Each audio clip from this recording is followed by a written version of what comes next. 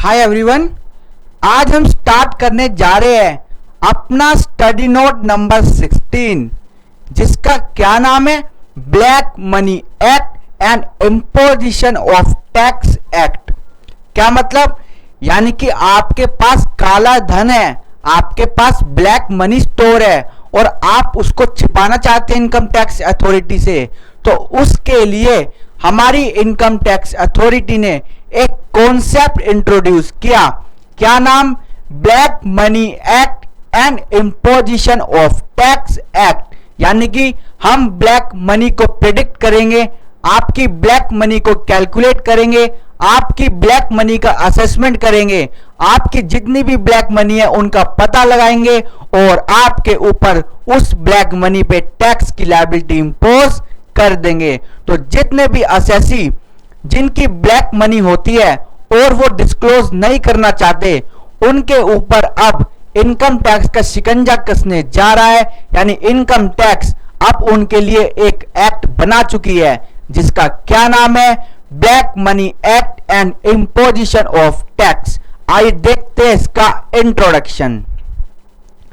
Black money and imposition of tax act, an act to make provisions to deal with the problem of the black money that is undisclosed foreign income and asset। तो black money की definition क्या निकली, undisclosed foreign income and asset. जो आपके foreign में आपकी जो income generate होती है, जो एसेट आपके फॉरेन में सिचुएटेड है, उनको इनकम टैक्स ने क्या बोला है, उनको बोला है ब्लैक मनी। तो ब्लैक मनी कौन सी हुई, अनडिस्क्लोज, जो आपने डिस्क्लोज नहीं करी। क्या डिस्क्लोज नहीं करी, इनकम या फिर कोई एसेट आपका जो फॉरेन में सिचुएटेड है, आपने उसको अपनी रिटर्न ऑफ इनकम में इंक्लूड नहीं किया, यानी कि आपने उस पर टैक्स नहीं दिया, तो आपके ऊपर ये एक्ट लग जाएगा। The procedure for dealing with such income and assets and to provide for imposition of tax on any undisclosed foreign income and asset held outside India and for matters connected therewith or incidental thereto। तो हम क्या करेंगे, इन matter से जो आपका undisclosed foreign income and asset के matter होंगे उस एक्ट में डील करेंगे, यानी कि उनको आइडेंटिफाई करेंगे और उन पे लगाएंगे हम इनकम टैक्स लायबिलिटी। देखते chargeability. The black money undisclosed foreign income and asset and imposition of tax act 2015 had been introduced in the parliament on 20 March 2015। क्या मतलब, ब्लैक मनी एक्ट को लाने के लिए जो प्रस्ताव रखा गया था पार्लियामेंट में, उसकी डेट क्या थी, 20 मार्च 2015।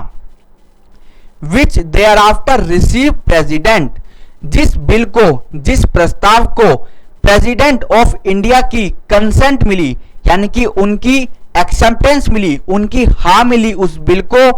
वो डेट क्या थी, 26 मई 2015, 26 मई 2015।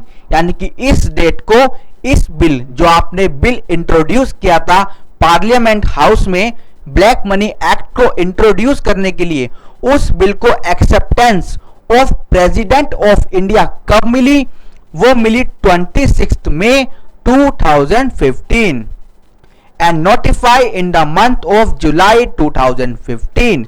और इस एक्ट को जुलाई 2015 में सरकार के द्वारा नोटिफाई कर दिया गया। The act extends to the whole of India, यानी कि ये एक्ट होल ऑफ इंडिया लगता है, यानी कि इंक्लूडिंग जम्मू एंड कश्मीर लगता है, क्योंकि अब सारे एक्ट पूरे भारत पे लगते हैं। And provide that at the rate tax 30% shall be charge on every assessee for every assessment year in respect of total undisclosed foreign income and asset of the previous year।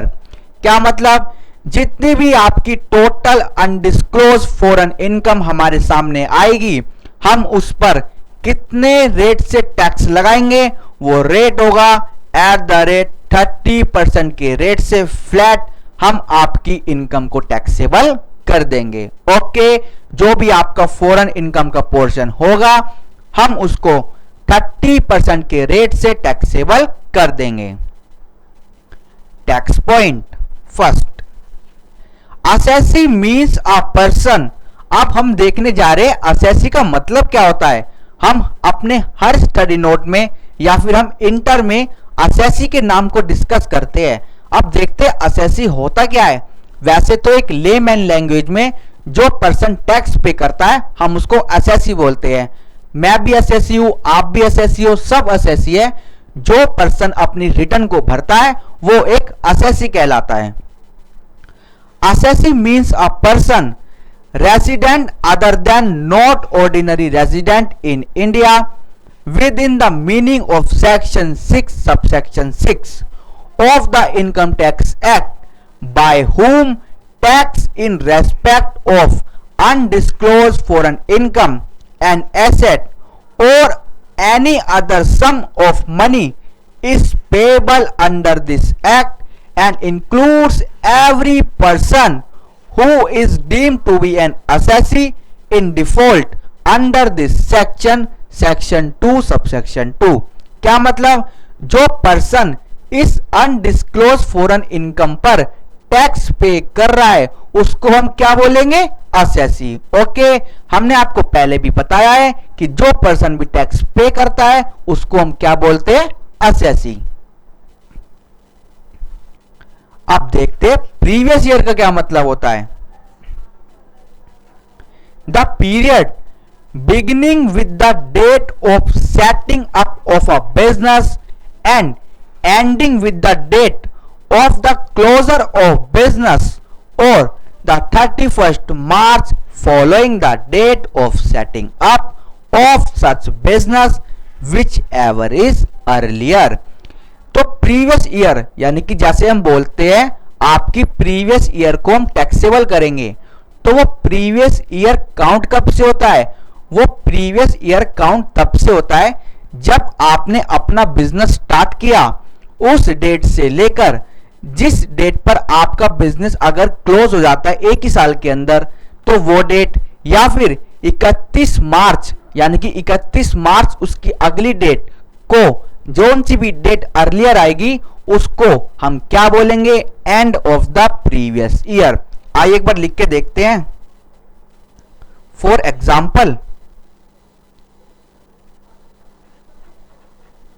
Example business starts from, business शुरू कब से हुआ है? Business शुरू हुआ है आपका 5th of August 2020। 5 अगस्त को आपने बिजनेस स्टार्ट किया। अगर आपका बिजनेस क्लोज हो जाता है ऑन 10th of November 2020, अगर आपका बिजनेस 10 नवंबर 2020 को ही बंद हो जाता है तो आपका प्रीवियस ईयर का पीरियड क्या होगा? 5 अगस्त 2020 से लेके 10 नवंबर 2020। But if business not close, अगर बिजनेस बंद नहीं होता तो कौन सी डेट होगी रेलेवेंट? यानी कि end date of the previous year क्या होगी? वो होगी 31 मार्च 2021। ठीक है, तो अब जो हमारा प्रीवियस ईयर का पीरियड होगा वो कितना होगा? वो होगा 5 अगस्त 2020 से लेके 31 मार्च 2021 तक। वैसे ये बात बताने की नहीं थी, फिर भी हमने आपको एक बार बता दी है। Okay, second point, the period beginning. अब हम देख रहे हैं प्रीवियस ईयर कौन सा होता है, यानी कि पहले तो हम देख चुके कि एक ये होता है। अब देखते हैं दूसरा प्रीवियस ईयर को हम कैसे मानते हैं।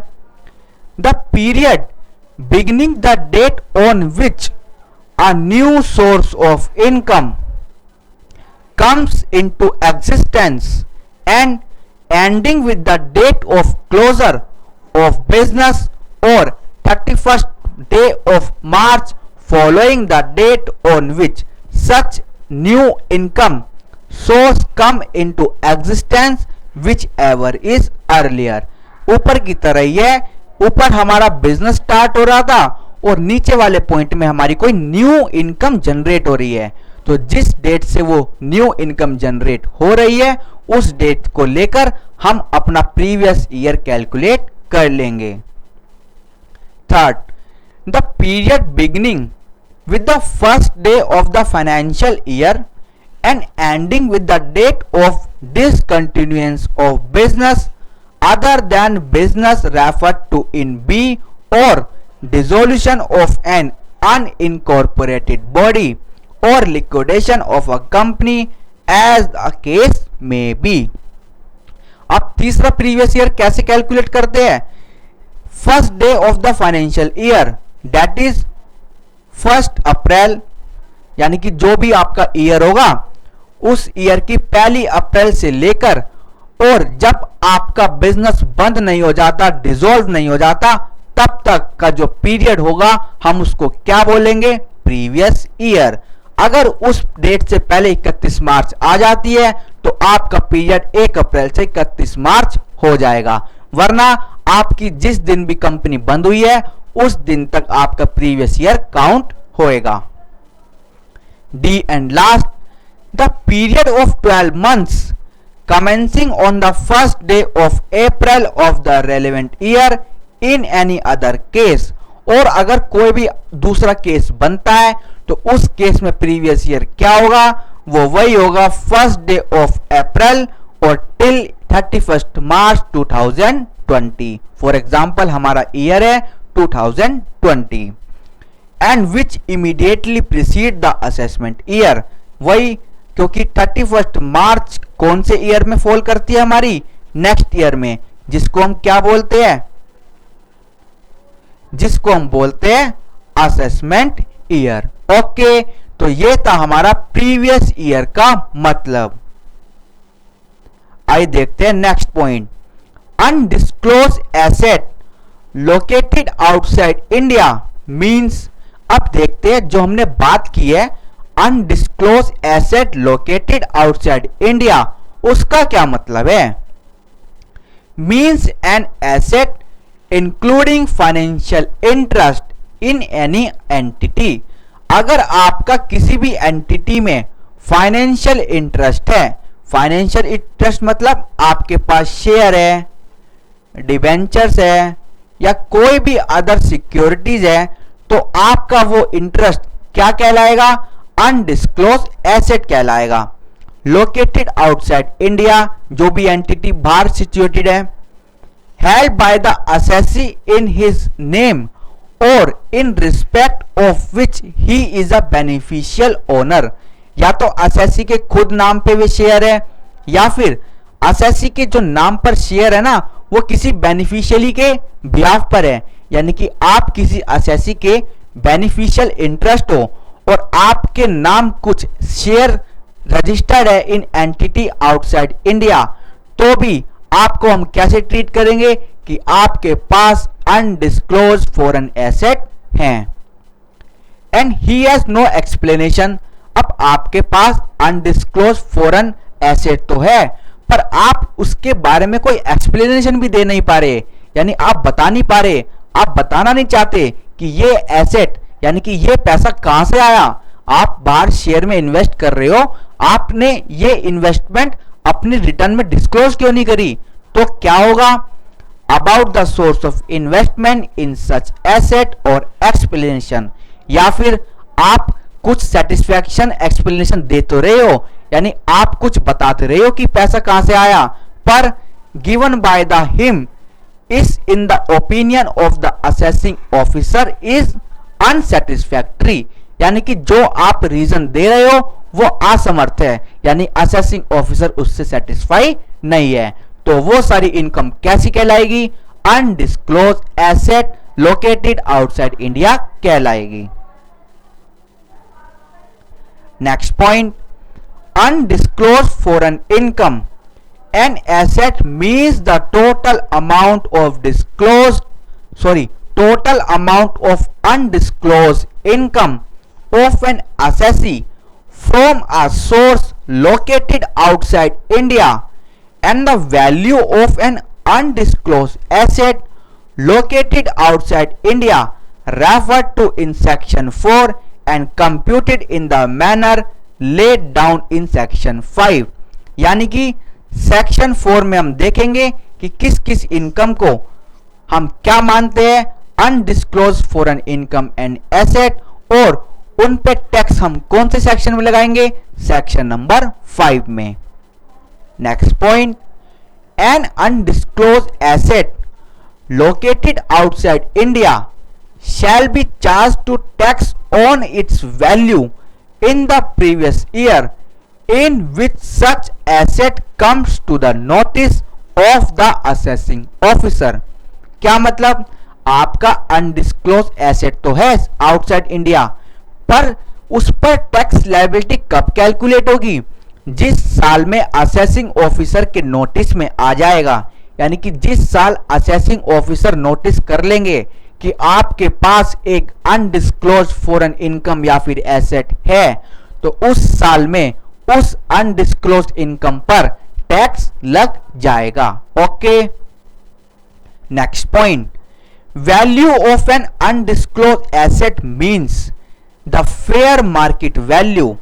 अब जब आप टैक्स लायबिलिटी लगाएंगे तो किस वैल्यू पे लगाएंगे, अब वही लिखा हुआ है कि अनडिस्क्लोज एसेट या फिर जो आपकी इनकम है उसकी वैल्यू क्या होगी, उसकी वैल्यू ये होगी FMV, fair market value of an asset including financial interest in an entity determine in such manner as may be prescribe.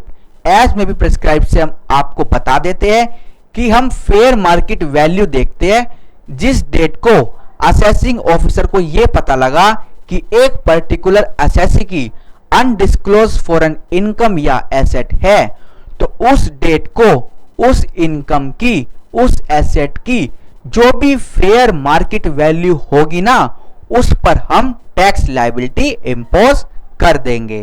Okay, तो ये था हमारा पूरा कॉन्सेप्ट जो कि था section black money act, imposition of tax act. ठीक है, ये हमारा था पूरा इंट्रोडक्शन। अब स्टार्ट करते हैं section number 4, scope of total undisclosed foreign income and asset. The total undisclosed foreign income and asset of any previous year of an assessee shall be, आइए देखते क्या होगा, shall be the income from a source located outside India which has not been disclosed in the return of income furnished under section 139 of the income tax act। क्या मतलब, जो भी income आपकी India के बाहर से होती है या कोई एसेट जो आपकी इंडिया के बाहर सिचुएटेड है, वो आपने डिस्क्लोज नहीं किया अपनी रिटर्न ऑफ इनकम में, तो हम उसको कैसे ट्रीट करेंगे, undisclose foreign income and asset. Point number 2, the income from a source located outside India in respect of which a return is furnished, इस return is required to be furnished under section 139 of the income tax act, but no return of income has been furnished under section 139 of the income tax act। क्या मतलब, किसी income के लिए आपको return भरनी थी, यानी कि इनकम टैक्स अथॉरिटी को पता था आप इनकम बाहर से कमाते हो और आपने भी डिस्क्लोज किया हुआ था कि हम इनकम बाहर से कमाते हैं, पर आपने रिटर्न ऑफ इनकम फाइल नहीं करी उस इनकम के रिस्पेक्ट में, तो क्या होगा, फिर भी हम इस इनकम को मान लेंगे कि ये एक undisclose foreign income and asset है। Third point, the value of an undisclose asset located outside India. तो वैल्यू क्या होगी, वैल्यू वही होगी हमारी FMV. Next point, any variation made in the income from a source outside India in the assessment or reassessment of the total income of any previous year of the assessee under the Income Tax Act in accordance with the provision of section 29 to section 43C। कौन से section है ये, profit and gains of business और profession, और section 57 to section 59 ये कौन से section है, इनकम फ्रॉम अदर सोर्सेज, और section 92C transfer pricing of the said act shall not be included in the total undisclosed foreign income. क्या मतलब हुआ पूरे पैराग्राफ का, पूरे पैराग्राफ का ये मतलब हुआ जो आपकी टोटल अनडिस्क्लोज्ड फॉरेन इनकम आएगी उसको हम अलग असेसमेंट करेंगे, यानी उसका कंप्यूटेशन, उसका असेसमेंट एक सेपरेट असेसमेंट होगा। हम उसको क्लब नहीं करेंगे किसी भी इनकम में, जो इनकम पीजीपीपी से होएगी, जो इनकम आपकी अदर सोर्स से होएगी, जिस इनकम पर ट्रांसफर प्राइसिंग के प्रोविजन लग रहे होंगे, उन तीनों इनकम में हम इसको ऐड नहीं करेंगे। इसकी टैक्सेबिलिटी अलग से होगी, और कौन सा रेट होगा, at the rate 30% flat. Okay, next point, to avoid double taxation the income included in the total undisclosed foreign income and asset under this act shall not form a part of the total income under the income tax act।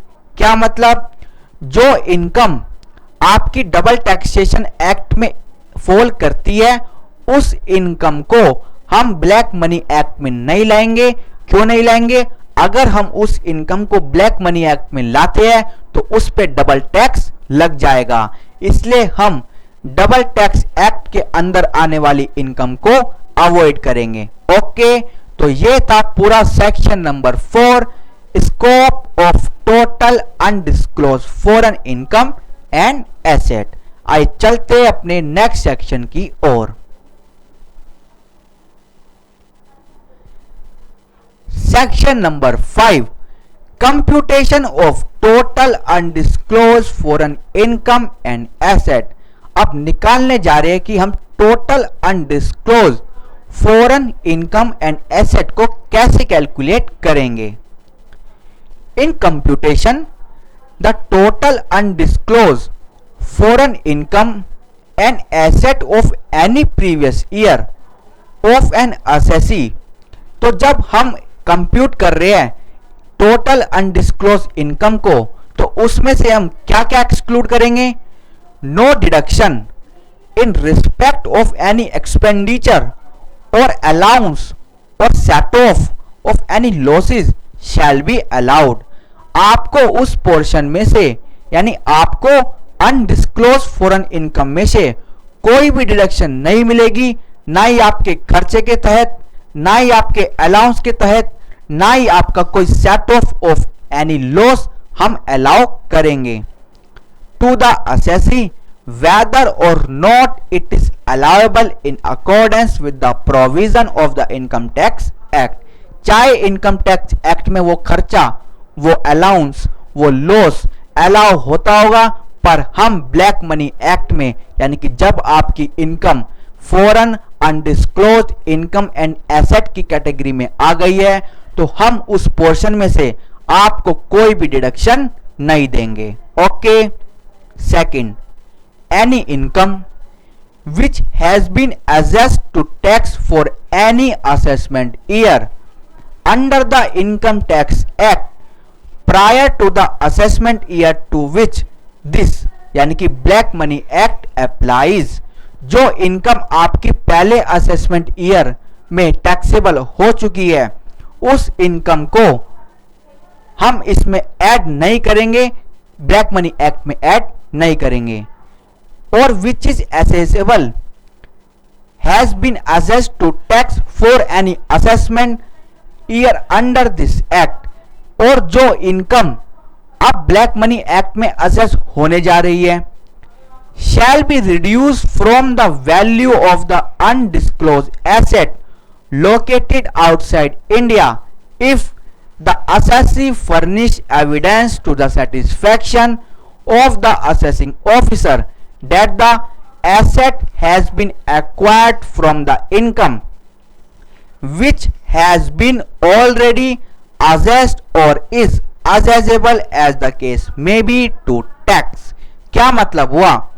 मतलब ये हुआ आपका कोई asset तो है outside India, पर आपने proof कर दिया कि वो एसेट मैंने उन पैसों से खरीदा है जो पैसा पिछले सालों में टैक्सेबल हो चुका, या फिर जो पैसा टैक्सेबल होने जा रहा है उन पैसों से मैंने ये एसेट खरीदा है, तो इनकम टैक्स एक्ट आपके ऊपर कोई भी टैक्स लायबिलिटी इंपोज नहीं करेगी।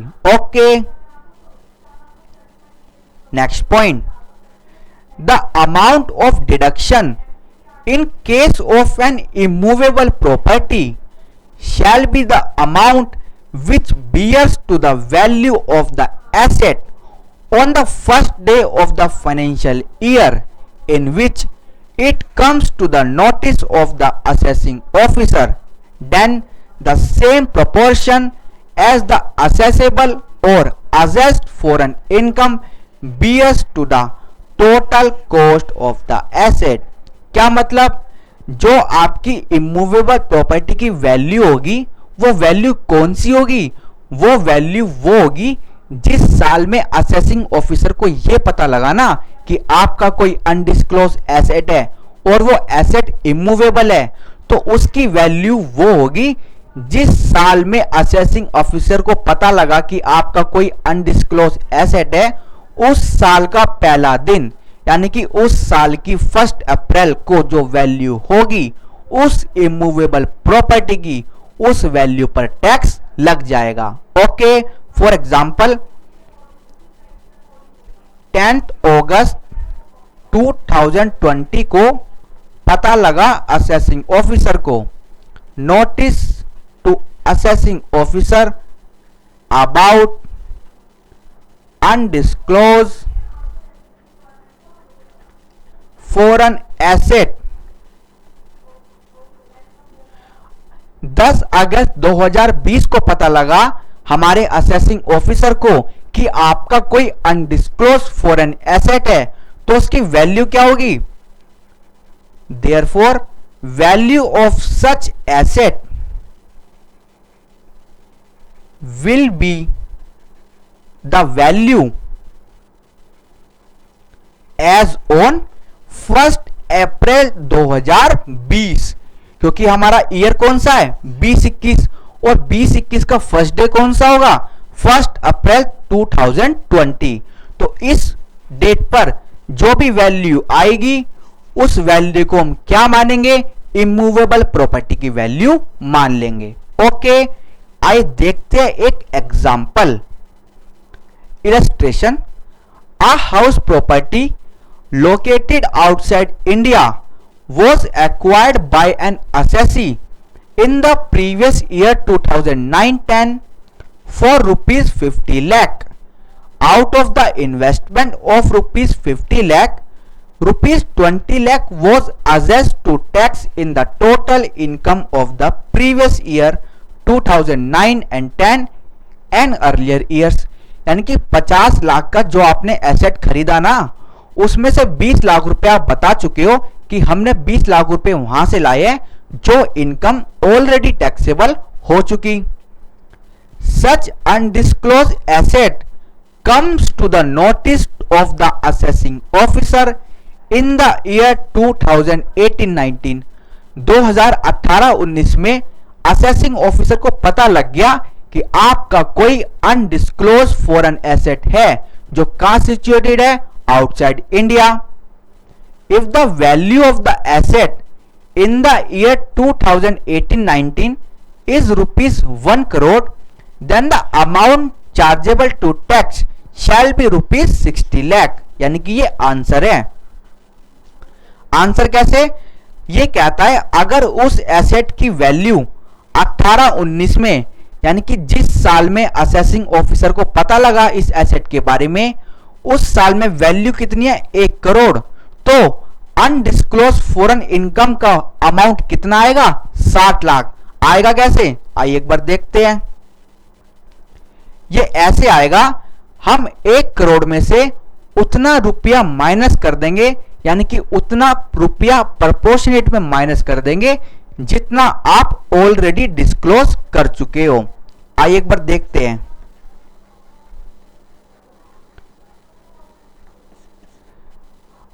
आप कितना रुपया डिस्क्लोज कर चुके हो? 20 लाख। कितने रुपए में से? 50 लाख रुपए में से। क्या मतलब निकलता है? आपने जो एसेट खरीदा था वो कितने का खरीदा था? 50 लाख का। पर क्वेश्चन में हमको यह मेंशन है कि इन 50 लाख रुपयों में से 20 लाख रुपया ऐसा है जो असेसी जिस अमाउंट पर टैक्स दे चुका था, यानी कि 20 लाख ऑलरेडी असेस्ड हो चुका था अंडर इनकम टैक्स एक्ट 1961 में से। तो परसेंटेज कितनी बनी? परसेंटेज बनी हमारी 40%, यानी कि 40% पैसा ऐसा था उस इन्वेस्टमेंट में जो टैक्सेबल हो चुका था। तो अब वैल्यू कैसे निकलेगी? वैल्यू ऑफ अनडिस्क्लोज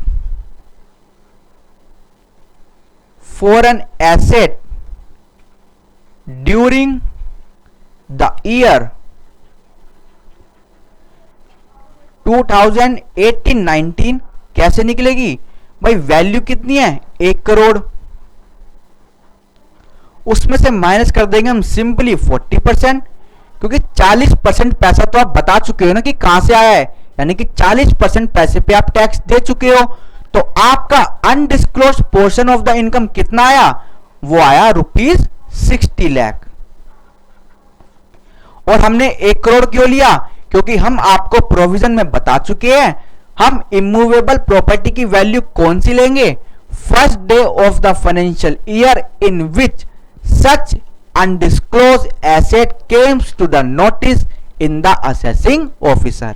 ओके, तो ये थी हमारी पूरी इलस्ट्रेशन जिसका आंसर क्या आया? 60 लाख रुपीस, और वही 60 लाख यहां पर मेंशन था। ओके, ये देखिए, ठीक है। तो ये थी हमारी एक इलस्ट्रेशन कौन से सेक्शन की? Section number 5, computation of total undisclosed foreign income and asset. तो ये सेक्शन होता है complete. Okay, thank you so much.